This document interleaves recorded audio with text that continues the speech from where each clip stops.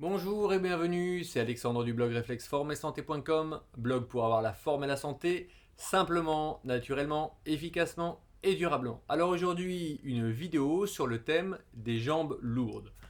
Jambes lourdes plus communément appelées également impatience, lourdeur de jambes, ça peut être aussi des œdèmes, ça peut être aussi des picotements dans les jambes, ça peut être des crampes nocturnes, ça peut aller jusqu'à l'insuffisance veineuse, voire des varices.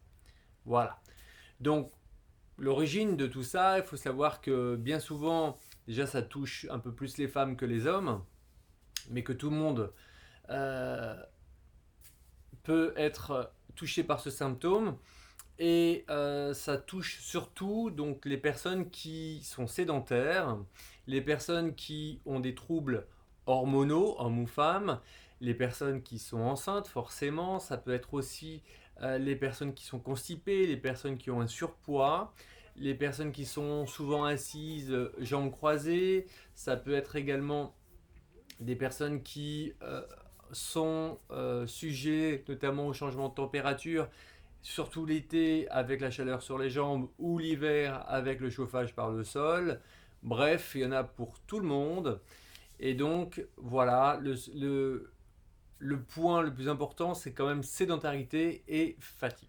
Alors, petit rappel anatomique rapide.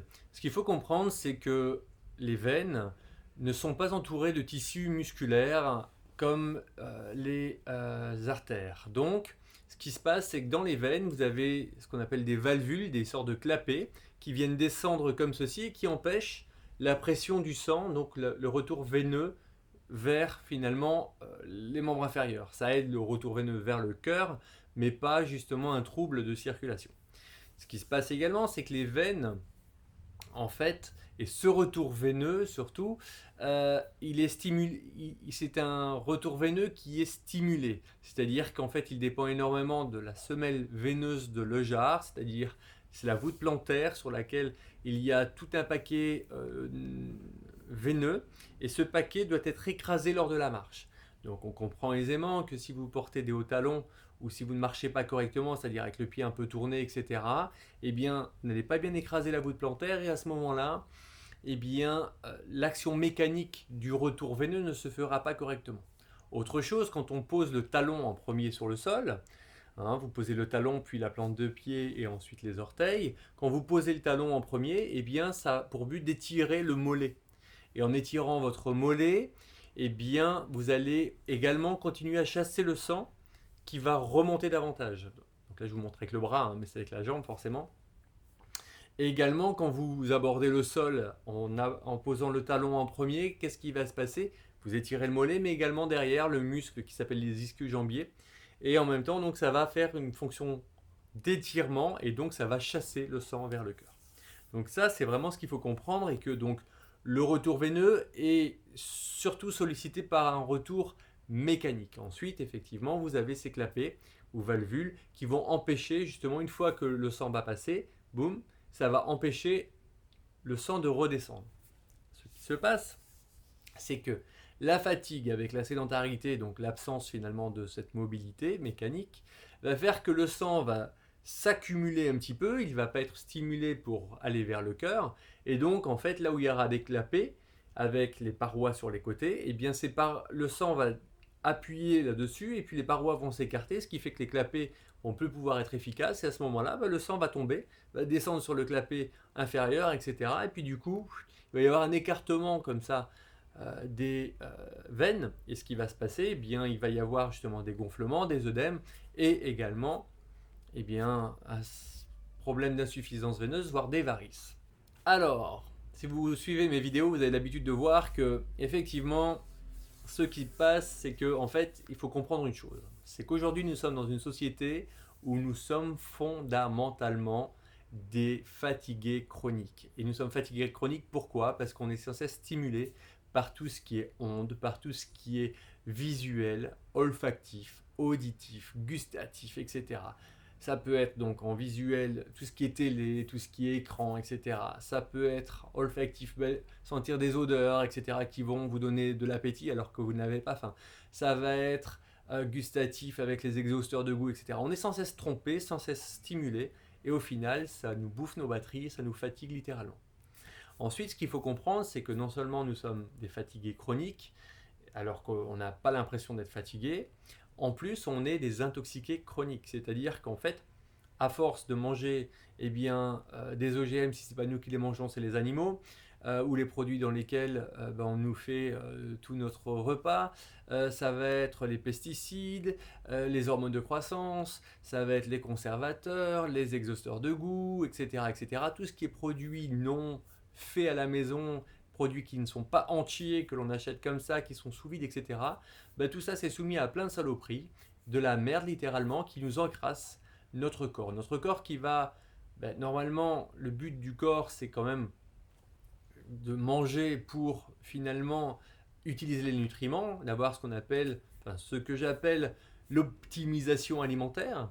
Et bien souvent, on mange des choses que l'on ne peut pas assimiler et le corps ne sait plus quoi en faire, donc il les stocke un peu partout, il ne sait plus quoi en faire, il les range un peu partout et puis au final, il est débordé, n'ayant plus assez d'énergie. Qu'est-ce qu'il va faire? Il est surchargé de toxines. Ces toxines vont se déverser dans le sang, dans les tissus, dans les cellules, etc. Et du coup, notre corps va se fatiguer. Il ne va plus avoir son tonus normal. Et à mon sens, c'est comme ça qu'arrive ce genre de symptômes. Pourquoi? Parce que effectivement, fatigué, manque de dynamisme, manque de tonicité, d'activité, également encrassement du sang, encrassement des cellules, fatigue complète, bref, le corps n'en peut plus, il est surchargé de ses déchets. Et qu'est-ce qui se passe? Le sang devient visqueux, difficile à mobiliser, on respire pas bien, etc. Bref, tout ça amène des symptômes qui sont ceux que j'ai cités tout à l'heure. Il y en a d'autres, mais au moins, voilà, on est dans le même cas de figure. C'est toutes les personnes qui piétinent, etc. et qui ont ce symptôme. Alors, maintenant, je vais vous donner les solutions. Donc, je vais vous donner deux types de solutions. Il y aura des solutions qui sont communément utilisées, les solutions habituelles, et je vais vous faire part de mes solutions. Alors, concernant les solutions habituelles, bien souvent, on va vous parler de vénotonique, on va vous parler d'éviter de croiser les jambes, on va vous parler de faire un peu d'activité sportive, qui est tout à fait bon d'ailleurs. On va vous parler de prendre des tisanes, de vigne rouge, etc. On va vous parler également de porter des bas de contention, ce qui peut être très bien, tout comme les chaussettes de contention. On va vous parler également de faire des drainages lymphatiques manuels, d'appliquer des douches fraîches sur les jambes, tout comme vous pouvez également appliquer des crèmes qui vont justement rafraîchir vos jambes. Si vous avez un surpoids, effectivement, luttez contre votre surpoids. Si vous avez la constipation, luttez contre la constipation. Si vous avez des dérèglements hormonaux, luttez contre les dérèglements hormonaux. Évitez également tout ce qui est trop salé, tout ce qui est trop épicé, tout ce qui est excitant comme le café, le thé, etc. Bon, ça on a fait un petit peu le tour. Tout ça ne s'attaque pas au problème principal, mais ça peut aider au moins sur le symptôme. Donc maintenant, abordons directement mes recommandations principales. En 1, je vous recommande effectivement de vous reposer. Pourquoi? Parce que bien souvent, il faut se couper complètement de ces stimulations que nous avons, qui sont présentes de façon permanente autour de nous, et finalement on ne se repose pas. On est vraiment exténué de façon chronique, et une Ferrari sans batterie ne peut pas démarrer. Donc rechargez vos batteries, et les batteries vont énormément recharger notre système nerveux, nos surrénales, etc. C'est les premières choses qui sont soumises au stress. Donc sommeil, sieste, prendre du temps pour soi, se couper, se retrouver dans la nature, couper de tout et respirer tranquillement. Voilà, ça c'est vraiment utile et très important. Le repos. C'est bien d'écouter, c'est bien de comprendre, mais il faut vraiment s'y adjoindre, vraiment se concentrer là-dessus et vraiment passer du temps à essayer de se reposer et essayer de se coucher un petit peu comme les poules à la tombée de la nuit et se lever au lever du soleil. Voilà, ça c'est le premier point primordial mais vraiment nécessaire. En 2, ce qui est important, si vous suivez mes vidéos, vous savez que je parle souvent des extracteurs de jus. Alors, on peut faire tout à fait sans extracteur de jus, mais aujourd'hui, le corps est tellement fatigué, tellement exténué, on souffre tellement de plein de symptômes, Et on a tellement de déséquilibre que, à mon sens, l'extracteur de jus est une solution miraculeuse. Pour quoi faire? Comme je l'ai dit tout à l'heure, les déchets, c'est de l'acidose, c'est de l'acidité, c'est vraiment, voilà, c'est du déchet. Ces déchets, ce sont des toxines, et ces toxines, elles s'accumulent dans notre corps. Ces toxines rendent notre terrain complètement acidifié. Acidifié, donc le corps va devoir puiser dans nos réserves minérales pour aller chercher de l'alcalinité. Donc, en allant chercher cette alcalinité, eh bien, en fait, on va se déminéraliser, on va perdre des cheveux, on va avoir les cheveux blancs, on va avoir la peau qui va se desquamer et des séchements un peu généralisés, et du coup, nos organes vont moins bien fonctionner. Le fait d'apporter en quantité et en qualité des jus de légumes, notamment de fruits, ça va permettre de réalcaliniser notre environnement corporel. Donc, on va diminuer la dose toxique, on va rééquilibrer tout ça et en même temps, ça va stimuler nos organes d'élimination. Alors, beaucoup de personnes me disent oui, mais alors on jette la pulpe et la pulpe c'est quand même bon. Oui, c'est bon. La pulpe est très bonne pour les personnes qui sont en bonne santé parce que leur système digestif va pouvoir la gérer correctement. Ce qui se passe, c'est que comme on est fatigué et on est intoxiqué, la pulpe devient irritante et à ce moment-là, notre corps ne va pas fonctionner de la même façon. Donc, à l'extracteur, ce qui est intéressant, c'est qu'on sépare la pulpe du jus. La pulpe, on peut l'utiliser pour un lombricompost. Comme ça repart dans le cycle de la nature. Mais ce que l'on peut faire surtout, donc, c'est de garder le jus. Le jus, c'est comme une prise de sang de nutriments, d'oligo-éléments, de vitamines et de minéraux. Et ça va vraiment être formidable. Donc, faites des jus au maximum. Tout ça pour reminéraliser au maximum votre corps. Ça, c'est primordial. Ensuite, troisième point, il va falloir commencer à réduire les poisons communément utilisés dans notre mode de vie. C'est-à-dire, en un, c'est les laitages, yaourt, fromage et lait. Effectivement, les laitages, arrêtez de croire toutes les bêtises que l'on entend. Le lait est un irritant. Il va irriter nos muqueuses et va ainsi perturber notre système digestif et notre fonctionnement. Donc le lait, c'est un poison majeur. Autre poison majeur, les céréales. Pâtes, pain et riz. Pourquoi? Parce que les céréales contiennent énormément d'amidon. L'amidon va colmater notre système digestif et notre assimilation. Je parlais tout à l'heure de l'optimisation alimentaire. Ça ne sert à rien de manger si c'est juste pour avoir quelque chose de bon au goût. Manger doit nous nourrir. D'accord? On se nourrit d'aliments vivants, d'aliments qui vont nous nourrir correctement. Ça ne sert à rien de manger des choses qui vont nous rendre malades. Donc, pas de pain, riz, les céréales, voilà, eh bien, c'est le deuxième poison communément utilisé dans nos sociétés. Pourquoi? Parce qu'en fait, on a fait toute une économie agroalimentaire là-dessus, et que maintenant, comme ça fait tourner la planche à billets, c'est quand même dommage de s'en passer. Maintenant, moi je vous dis littéralement que ça nous rend malade. Et petite chose, je ne vous demande pas de me croire, je vous demande simplement d'expérimenter. Je peux dire des bêtises, tout le monde peut dire des bêtises. Sur Internet, on trouve énormément de bêtises.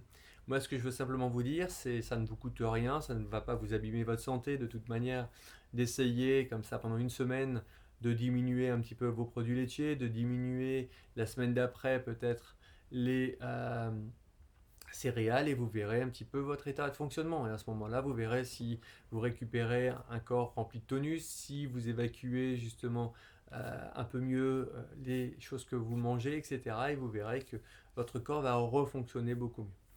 Donc, ensuite, bien, ça va un petit peu de la même chose, mais dans les aliments qui nous empoisonnent, c'est tout ce qui n'est pas entier, de saison et naturel. Donc, je ne parle pas forcément du bio, mais vaut mieux manger des choses qui sont faites dans votre jardin, ou si vous êtes en ville, au moins des maraîchers, etc. Des choses plutôt de proximité, et les choses qui n'ont pas été déjà travaillées, tout ce qu'on trouve en supermarché sous vide, etc. Ça, autant acheter quelque chose de mort, quelque chose d'inutile qui va vous rendre malade, qui va vous alourdir votre digestion. Bref, on n'est pas du tout dans l'optimisation alimentaire. On mange pour se nourrir, je le rappelle. Donc, on évite ces poisons alimentaires qui vont littéralement nous intoxiquer. Autre point important, point numéro 4, je vous préconise vraiment de penser à prendre le temps de respirer, respirer avec le diaphragme. Je vais mettre un lien ici pour vous montrer une vidéo, c'est une de mes premières vidéos que j'ai faite, vous expliquant comment respirer avec le diaphragme. Pourquoi respirer avec le diaphragme pour les problèmes de jambes lourdes? Tout simplement parce que, comme je vous le disais, le sang il est surchargé de toxines. Le fait de bien respirer va mieux oxygéner les tissus. Et le fait de mieux expirer, vous allez évacuer plus facilement le gaz carbonique, donc vous allez aider également à une meilleure élimination. En même temps, le fait de respirer avec le diaphragme, ça va mobiliser votre abdomen, ça va mobiliser votre système digestif, ça va assouplir vos lombaires et ça va également faire un appel au retour veineux. Donc, tout est intéressant. Maintenant, un cinquième point, c'est un petit exercice donc là qui est curatif. C'est tout simplement de tirer les orteils vers vous et de relâcher. Alors je vous montre tout simplement comment faire. Donc vous avez, voilà, là je suis en chaussures, hein, mais là, le but c'est de tirer les orteils et vous relâchez. Vous tirez, vous relâchez. En faisant simplement ce mouvement, qu'est-ce qui va se passer? Eh bien vous allez sentir un étirement ici derrière, ce que je disais au début, les ischio-jambiers qui sont ici et le mollet qui est ici. Toute cette chaîne musculaire ici va être étirée et à ce moment-là, eh bien justement, vous allez augmenter le retour veineux. Donc on fait une bonne dizaine d'exercices comme ceci, c'est très bon. Autre exercice possible, faire des petits cercles comme ceci en tirant bien au maximum vers vous. On y va dans un sens et puis on y va dans l'autre sens. Alors attention, on ne plie pas le genou, la jambe est tendue, ça doit toujours tirer ici derrière le mollet. Ça, c'est un petit exercice que vous pouvez faire tranquillement pour permettre justement de bien aider au retour veineux. Alors, autre exercice que vous pouvez faire qui permet en curatif et en préventif, c'est d'utiliser une brosse comme ça, une brosse en soie que l'on trouve dans les Biocop ou sur internet. Et avec cette brosse, vous allez aller au niveau des membres inférieurs et vous allez tout simplement faire une petite chose très simple. Donc, imaginons que c'est le pied. Vous allez commencer par le dessus, vous allez remonter comme ça. Et voilà, vous allez remonter tout le long de l'avant-pied. Vous faites la même chose, la voûte plantaire. Voilà, vous pouvez faire le tour des malléoles. Hein. Là, je le montre forcément avec mon bras, mais voilà. Et on y va, voilà. Et le but, c'est vraiment augmenter un petit peu le retour veineux en brossant. Et le brossage à sec de la peau, donc c'est à faire avant la douche, eh bien ça va vraiment permettre de faire desquamer, d'éliminer plus facilement justement les tissus et les toxines accumulées au niveau des membres inférieurs. Et fait régulièrement, vous allez voir, vous allez avoir une peau de bébé et votre peau va être beaucoup plus souple, beaucoup plus tonique et c'est vraiment, vraiment très intéressant. Voilà. Autre point maintenant, le dernier, et bien tout simplement, je vous conseille de sortir, de sourire, de partager, de vous amuser, de vous retrouver dans la nature, de voyager. On peut voyager dans la rue d'à côté, hein, c'est pas obligé d'aller très loin, mais de bouger, de se bouger, de partager, de communiquer avec les gens. Et ça, c'est vraiment important pour justement tout. Voilà. Donc, eh bien, je vous conseille maintenant, une fois que vous avez compris tout ça, eh bien, il est vraiment très important d'aller travailler le fond et de se nettoyer littéralement en prenant ces conseils. Et voilà. Et si vous connaissez des gens qui ont ce genre de pathologie, de symptômes, mais je peux vous dire que ça peut toucher tout le monde. Et de toute façon, le fait de se nettoyer de ces toxines, ça va faire du bien à tout le monde. Eh bien, partagez cette vidéo, envoyez-la à vos amis, à votre famille, à vos proches. Et puis, n'hésitez pas à mettre un petit commentaire en dessous. Si vous avez d'autres astuces, n'hésitez pas. C'est en partageant qu'on progresse.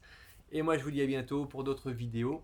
Petite chose également, ici sur le petit lien, vous allez pouvoir télécharger mon livre Objectif Forme et retrouver une santé de fer.